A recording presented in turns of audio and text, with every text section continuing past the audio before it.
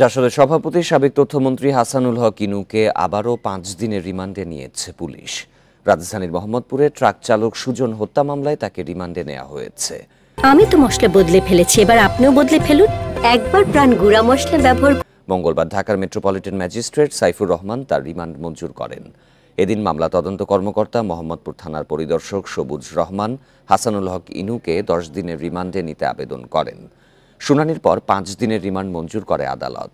বৈষম্য বিরোধী ছাত্র আন্দোলনের সময় গত 20 জুলাই রাত 8:30টার দিকে মোহাম্মদপুর বেড়ি বাঁধ এলাকায় গুলিবিদ্ধ হয়ে মারা যান সুজন।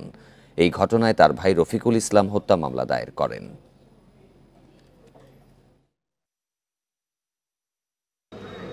বিষয়গুলো মাথায় নিয়ে বা বিবেচনা করে বিজ্ঞ আদালত এই আসামিকে আরও জিজ্ঞাসাবাদ করার প্রয়োজন অনুভব করায় তার বিরুদ্ধে 5 দিনের রিমান্ড মঞ্জুর করে।